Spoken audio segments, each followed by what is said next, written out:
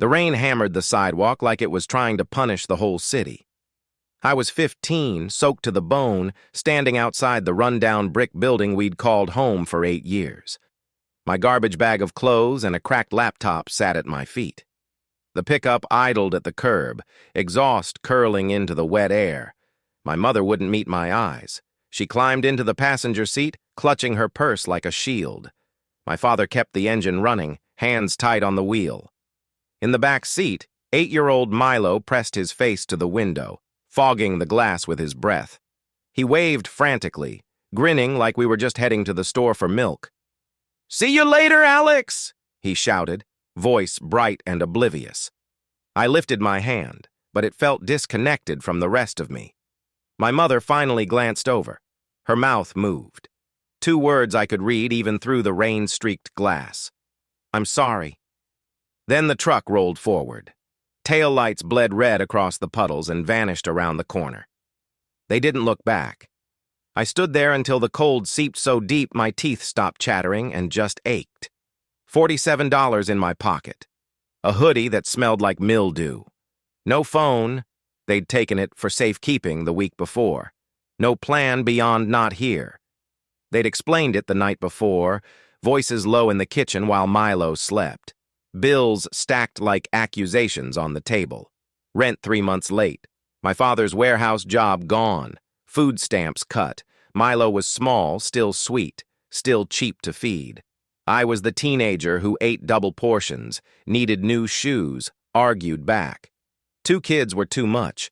1 kid, their golden boy, they could manage. They told me it was temporary.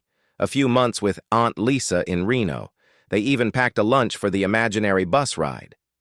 I knew it was bullshit the moment my father pressed the $47 into my palm and said, "Figure it out, Alex. You're old enough." I slept that first night curled against the dryer in the 24-hour laundromat on 5th.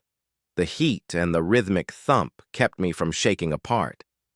Next morning, I sold my laptop charger and headphones to a guy outside the pawn shop for another $60, bought a one-way bus ticket to anywhere bigger than this dying town, stepped off in a city whose name I barely recognized and started walking. The next 5 years didn't happen in a straight line. They zigzagged through hunger, hostels, library computers, McDonald's Wi-Fi, and the slow realization that I was good, really good, at code. I started with odd jobs on dark web-adjacent forums, debugging malware for people who paid in Bitcoin, building scrapers for dropshippers. Nothing heroic, nothing I'm proud of, but nothing that put me in prison either. I learned fast. I learned who paid double for speed and who paid triple for silence. By 17, I rented a room above a noodle shop that never closed. The smell of soy sauce soaked into my clothes. By 18, I had 3 clean identities and accounts spread across borders. By 19, I shipped my first real product, fraud detection software for small payment processors. Clean code, fast results. A company in Austin bought it outright for $180,000. That was the match that lit everything else. I didn't celebrate. I reinvested. Crypto was next, perfect timing on the 2021 spike, disciplined exit before the carnage, patient re-entry during the despair years. I launched a small fund focused on privacy tools and DeFi infrastructure.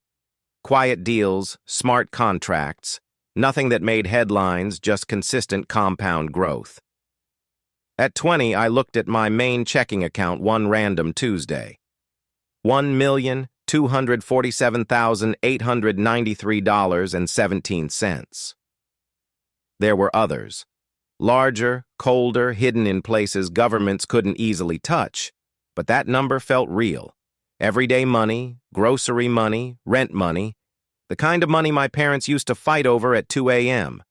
I hadn't spoken to them in 5 years.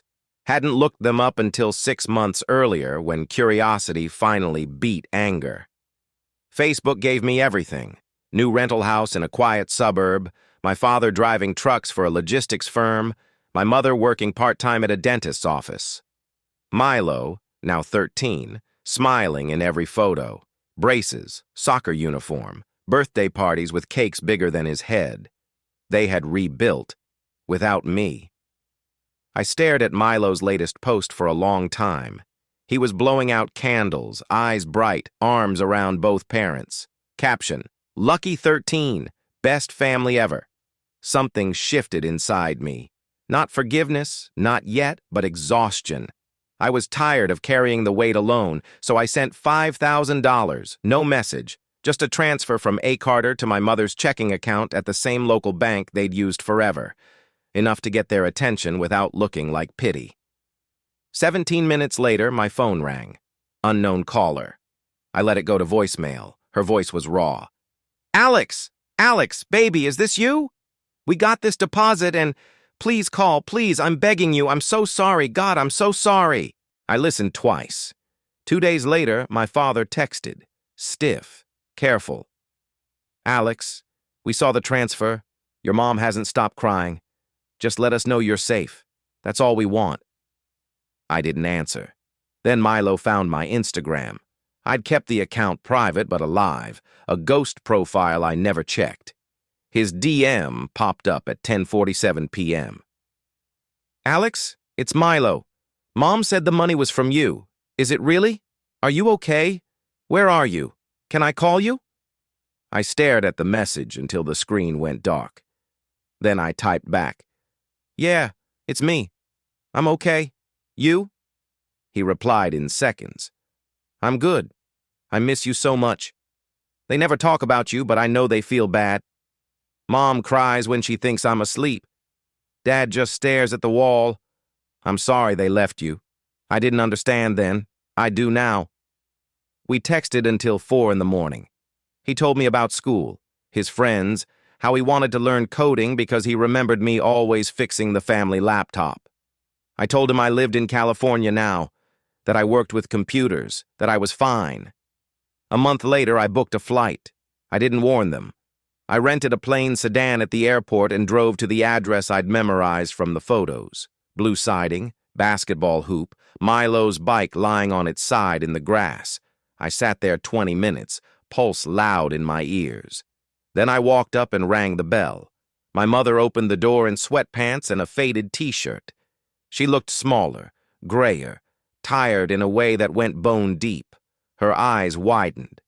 Alex? I nodded. She burst into tears before the door was fully open, reached for me, hesitated, then pulled me into a hug that smelled like vanilla and regret. My father appeared in the hallway, frozen. Milo thundered down the stairs. Alex! He slammed into me so hard I almost stumbled. Taller now, voice cracking, arms like steel bands.